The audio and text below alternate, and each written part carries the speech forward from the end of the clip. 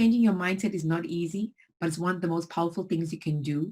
And it's all about learning where your negative mindset is and just moving that one step forward. And once you do, you feel so empowered to make changes and you start seeking out the positives. And doing this can often turn your entire life around. Welcome to the My Future Business Show, where we get you in front of your best audience and keep you there. Not only are we interviewing the biggest names in business to help you become even more successful, we're inviting you to book your spot on the show to help you grow your business. So at the end of the call, make sure you fill in the interview application form at myfuturebusiness.com/interviews. Hi, my name is Rick Nuske and welcome to the My Future Business Show. It's wonderful to have you here, and you know what? Thank you so very much for supporting the show. It really does make all of the difference, knowing that it's making a difference for you.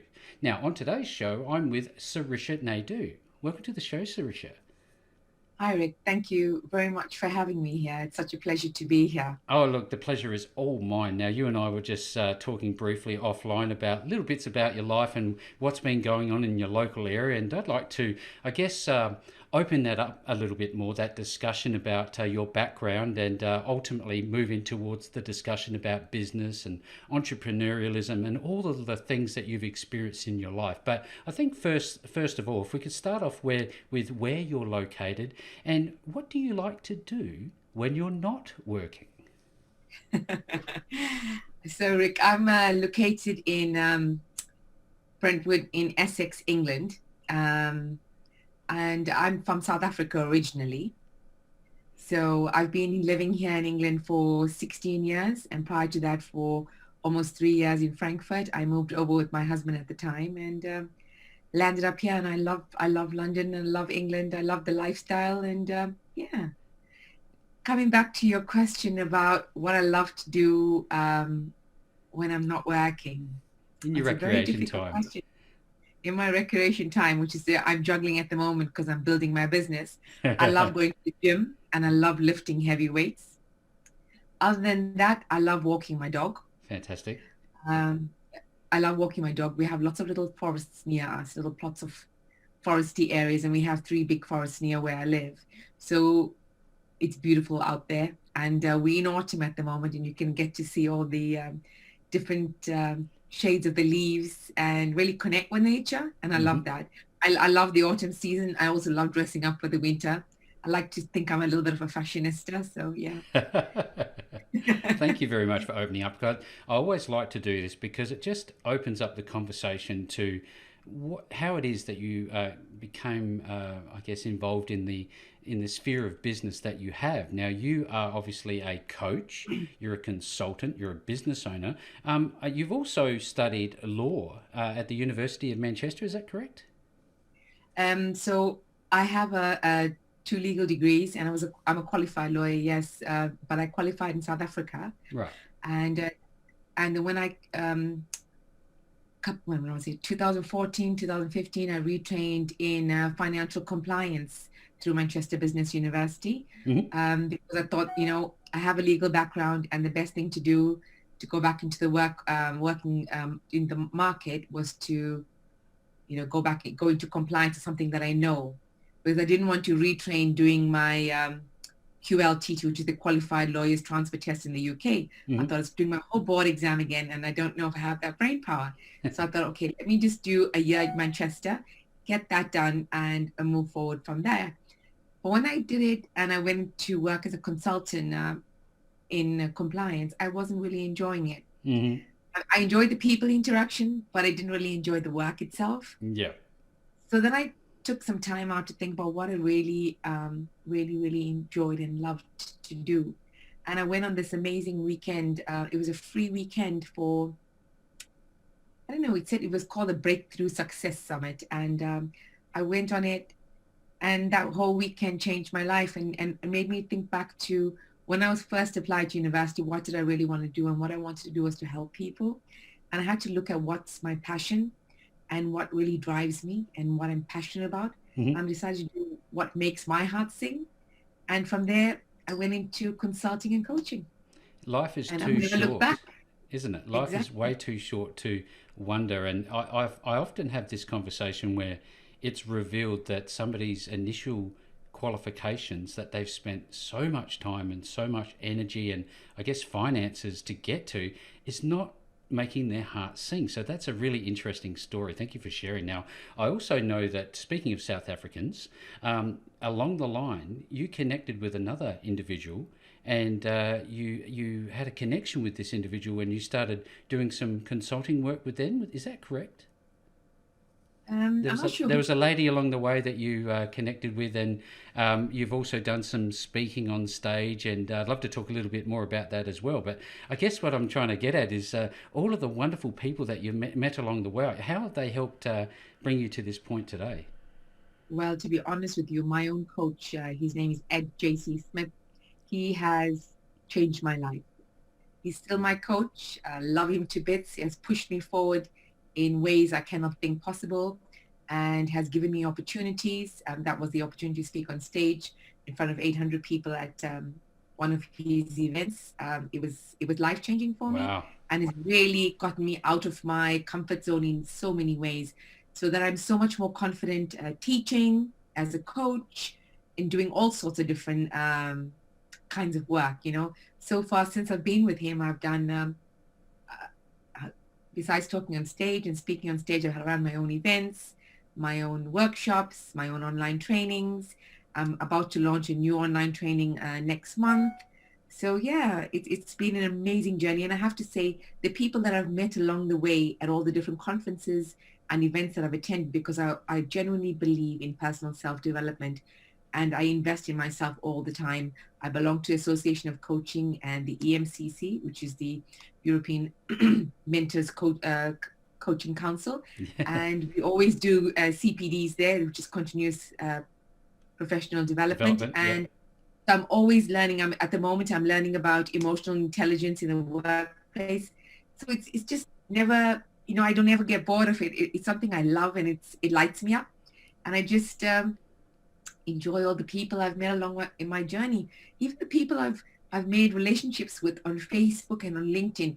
And, I chat to them often, and we've had offline chats, online chats, and it's been really amazing, the people I've met around the world, and also being able to have coaching clients across the globe. It's amazing. I have clients in South Africa, but then I've got a client in Switzerland and a client in France. So, there are no borders. I know, and it's amazing that you can do that, and you can still reach out to the people, even though it's on Zoom or Skype or Microsoft Teams. It's all about getting your clients the results, and it's not about your service even. It's about giving your clients that experience. It's not even about the fees. It's about their return on their investment. And I find that's the three factors I have to keep in mind, because clients care about their results, and that's why I've been fortunate enough to have this, clients come to me organically without me having to do any sponsored ads. And so I'm very blessed with that. Yes, absolutely. Did you find, I want to, if I can, go back to your first time speaking on stage. Would you call yourself an introvert? And how did it bring you out in terms of out of your shell? Was it a frightening experience? Was it empowering? How did you feel? So I wouldn't call myself an introvert, but then again, I'm not an extrovert, although many people think I am, because of the way I may portray myself. But after being a stay-at-home mom for 10 years, I think it impacted my confidence in speaking. I went on many speaker trainings and many, how to do a Facebook Live trainings, etc. But I still wasn't, whenever we had a training, they said, just jump up for a minute and talk. And I struggled with that. Yeah. Till one of my friends said, you just have to push me. And when my coach heard my story, when I did my little 1 minute presentation or 2 minutes, he was blown away. And then he just asked me, and he gave us 2 days notice to prepare a story and appear on stage. And I had to just go with it. And I thought, this is a life-changing opportunity. And I really felt empowered. It gave me, a real good sense of empowerment. I felt really strong. I delivered really well. And I made so many connections, and my business grew from there. And the people I met, it was just that related and resonated with my story was amazing. It was amazing for me. That's great news. I love that sort of story, that success story, because there are so many people out there, Sarisha, that, they question themselves, don't they? That they wonder if they can do it. And, you can do it if you really put your mind to it, can't you? It is 100%. I don't hit my clients with it immediately, but during our conversations, a couple sessions down the line, I I tell them that it is possible to rewire your mindset, to allow yourself to be the best version that you can be, and that you can unlock your full potential. And changing your mindset is not easy, but it's one of the most powerful things you can do. And it's all about learning where your negative mindset is and just moving that one step forward. And once you do, you feel so empowered to make changes, and you start seeking out the positives. Yeah. And doing this can often turn your entire life around. Now, you mentioned before that you were out of the workplace for some time. Is that correct? That's correct. So I used to work in a medical administrator on the corporate side, legal side in Mm-hmm. South Africa. And when my husband at the time got a job for 6 months in Frankfurt, I took unpaid leave from my job and moved over with him. And then he was made permanent, so I resigned from my position and became just stayed home. And we decided to start a family then. And I just, you spend my days touring all the museums we live nearby. It was really lovely, but I missed my family a lot. And then we moved from Frankfurt over to London with the same company. And by then I had a 9-month-old baby, Mm-hmm. and we decided it was best for me to stay at home. So I looked after my daughter. Then we had another daughter. And then I decided to start doing courses, just the odd courses. I did pottery, interior design, cupcake making, icing, baking. Became the really domesticated mom, knowing all those kind of bits. I enjoyed it, Yeah. but I got a bit frustrated. Yeah. I then started investing myself, doing the odd courses in finance, um, you know, a little bit about corporate law, doing the odd course here, their project management, things like that. But still being primarily a stay-at-home mom, try to do a bit of MLM marketing, Mm-hmm. little bit of that in and out. And then my husband and I split up in probably we had started having problems around 2014, Mm-hmm. and I started investing myself even more in training, and that's when I completed my diploma through Manchester Yeah. Business School. And from there, so I was a stay-at-home mom for many, many years. And I can tell you, if I could do it, anybody else can. And this Get brings back. us to really the core of the call, doesn't it, Sarisha, in terms of being out of the workplace, losing that sense of, I guess, direction, I guess losing a little bit of confidence and knowing in yourself that you can do it. And this is really what your coaching, business slash life coaching offerings about. I wonder if we can talk a little bit about that and the process behind it. Yes, it's through my, it's through everything that I've been through that I realized how, without sounding, that I'm great or anything like that and promoting myself, Of that I'm course. really good at speaking to other people, and I'm really empathetic and compassionate, and they find it really relatable. I'm really relatable. So when I was starting to train and going through my divorce, even before I actually trained as a coach, actually, people were approaching me, look, I've heard you have been through a divorce, or you're going through one, and can you help me? I don't know what to do. And I started helping people then, and that was at least 5, 6 years back. And I realized I was really good at it, and I got them to a better place, gave them all the advice that they needed. And I think it was 2 years after that that I actually went and trained as a coach properly, and it really gave me more confidence, more self-belief, and that I can help people face their fears by helping them adjust their perspectives on how to deal with where they are in their lives, because many of them were very fearful. And Mm-hmm. if you're having fear, it's something very difficult to deal with. It does create that obstacle for yourself. And I wanted to teach them, especially the ladies that I coached, who were going through difficult divorces, Mm-hmm. that they can move on from it and they can succeed, so that they could face their fears, and prevent anything from holding them back and still reach their dreams, because they had been living in a world that was totally different, and are doing it on their own, they didn't want to seem or appear as failures. And you had to teach them how to stop living in fear and decide whether your dream going forward is more important and that you are important more than your fear of failure. Mm-hmm. So yeah, no, I really, really enjoyed that. And that gave me this strength to push people. And where the business side came into it, when I used to, before I worked for corporate, I had my own legal practice. Mm-hmm. And I also had, and not successful, might I add, import-export fish business, Mm-hmm. You need the which I lost a failures, lot of don't you? money. Well, that was one, you know what, I went into it not knowing much and tried to learn along the way, and it didn't really work that way, but you learn. But all of that together with having my own legal practice to working with a corporate and as well as having a business sense instilled by my parents. Mm-hmm. I work with my parents from the time of age 16 to 23 in their business, has given me that entrepreneurial mindset, that business mindset.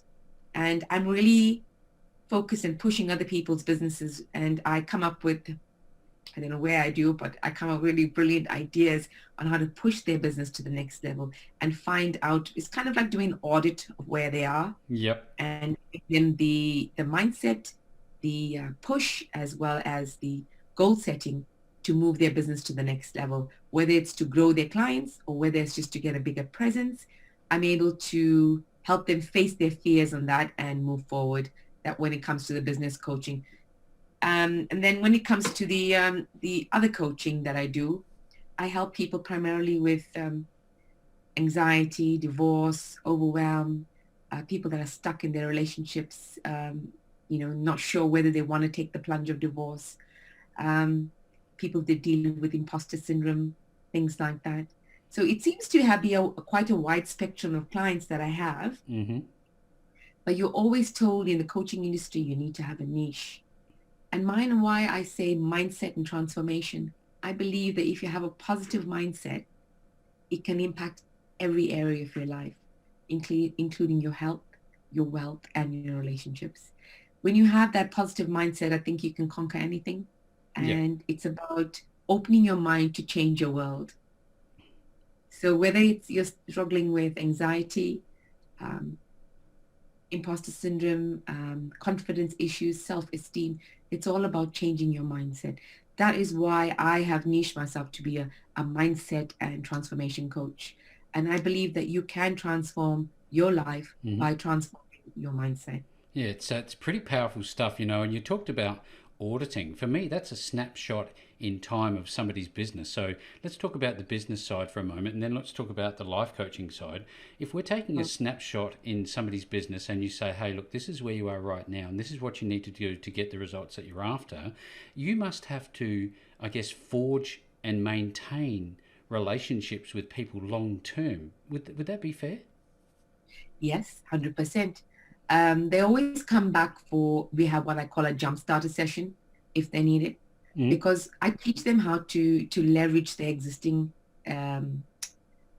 strengths to achieve faster results, if I can say that, Yeah. and to eliminate any self-sabotaging behaviors that they may have at that time, and then help them move forward within their business, because they could be just procrastinating, because I want them to see themselves from where they are now and where they can be by Mm-hmm. just eliminating those few things, and help them determine what's inhibiting their performances, to gain new confidence to take that leap, or that boost that they may need. So that's what we do. And then we do look at their businesses from a different perspective, Yeah. because they may look at it in one angle, and because of a limiting self-belief or a self-sabotaging behavior, Mm-hmm. they may be lacking the confidence to take that leap. It may not necessarily be risky, but maybe just doing, for example, something as silly as going on social media, or now advertising and marketing more, or maybe doing sponsored ads, or maybe realizing that they need to reduce the actual marketing spend. So we do an actual audit of where they are sitting at the moment and what's actually happening that's preventing them from achieving the results that they want. this is where I see this idea of accountability comes into it. You're the accountability partner. You're there, I guess, steering the ship, because with what do they say? A ship with no rudder is not going anywhere too fast. Yes, exactly. I am an accountability coach to them, but I also help push them forward so that they gain exposures to even systems and models that can promote greater personal effectiveness for themselves and within their businesses to unlock their greater success, Yeah. you know, Yeah. because lots of them just have negative spirals and are being drawn into overthinking and frustration. Um, within themselves, which is just preventing them from moving forward. So yes, I do keep them accountable, and lots of the clients do come back for these one-off sessions. Some of them come back in just for 3 sessions, so I can help them check where they are Mm-hmm. and push them forward. I'm also do mentor and keep accountable other coaches. Yes. So that's something I also do, and I have done in the past as well, for coaches who are just building their businesses, and also coaches who are already quite established but just want that extra push and Extra push. accountability. Keep going this Yes, way. Keep going. Keep that momentum up. Now, Sarisha, I have. go ahead. Sorry, I have myself an accountability coach and my own mentor. So it does push you forward, and it holds you accountable to achieve that much more. Do you find that from a business side, once you help people get, I guess, more purpose and meaning back in their life professionally, that it improves their private lives? Is there a knock-on effect? We definitely, because it gives them that balance. Because as part of our sessions, we also discuss the importance of a work-life balance. But most importantly, when you're working for yourself, especially for the small SMEs, Mm-hmm. about exercising self-care and taking that time out to either connect with nature, enjoy something that you do, whether it's just a walk. And I do teach my clients about journaling, meditation. Mm-hmm. Not all of them are open to these alternative methods, Yeah. but by the end of our 12 sessions or 6 sessions that we have, they've taken at least one of those things on board, where they're trying to develop a routine that's going to help them with their mindset. And then they have found that they are having a better family lives or better lives themselves, because they're applying whatever changes I may have asked them to do. It's like, whether it's changing their self-talk or changing their language, learning and applying simple things as journaling and gratitude, Mm-hmm. and also whether it's just surrounding themselves with people that match their desired mindset. Yep. And creating new habits is so important to supporting that mindset change that's going to give them that work-life balance.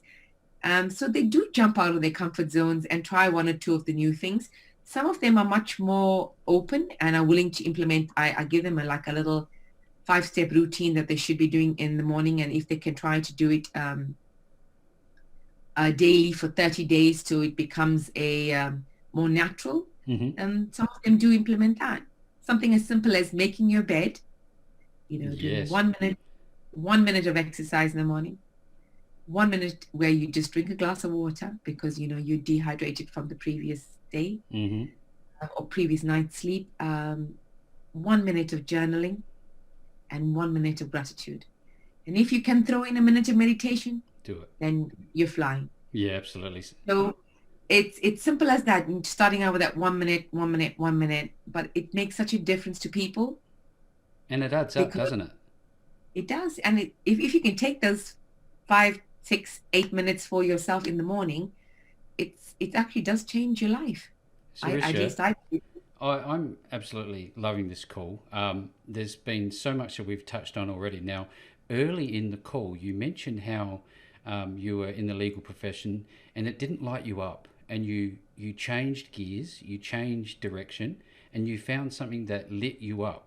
Do you find that some of your clients come to you in the same state and they're really not satisfied in their life? They haven't found their true calling, their talents. And what do you do when you find that in a client? What do you say to them? I do have clients like that. Lots of people who are now being made redundant Mm. and have decided to look at a different perspective and find something that they're passionate about. And I also get clients that have been mums and who are wanting to transition back into the workforce, Mm-hmm. and they want to do something that they love. I get them to try. We do a chart where we discuss what they're passionate about and try and find what they really love and how they can monetize that. Because I believe that if you love what you do, that passion will come through and you will be happier in that job or position. Mm-hmm. So I help them discover that by helping them niche down on their passions, niche down on things on what they love, and see how we can monetize that and move them from there. Because it's so easy to waste our lives doing things that we're really not cut out for, or that, like you said before, and I love the phrase, the term, it doesn't light you up. It's just fantastic. Now, when people do want to connect with you and they do find you, I guess a couple of things: where is the best place to make that initial contact with you, and once they do, what is the process that you will step them through from there? The best place to find me is on Facebook and Instagram. Obviously, I do have my own website as well. Mm-hmm. Um, and the steps that I take them through. So normally I do an hour's discovery call with them to see if we're a good fit. Mm-hmm. And if they decide after we have an hour's chat that we're a good fit and they would like to sign on with me, I send them a contract as well as a discovery form where they fill out a form to see where they want to be, what they want to achieve. So we have a better understanding of where they are and where they want to go to and what they want to achieve from the sessions. And we move from there. That's Something as simple as fantastic. that. This has just been an absolute eye opener of a call. There's more than just the business side, there's more than just the personal side. And for everybody who's on the call today, as is the case, I will be making sure that the links for you to find Sarisha are made available below this post. No matter where you find this call, you are going to find a link or two back to Sarisha. And Sarisha, with all that being said, I have had just an absolute blast of a time spending some time with you on the My Future Business show today. Thank you very much. Thank you very much, Rick. I just want to say one thing. It's never too late to change your life. I believe everyone has the power to do great things, and never forget that. Never give up on your dreams. Thanks for joining us today.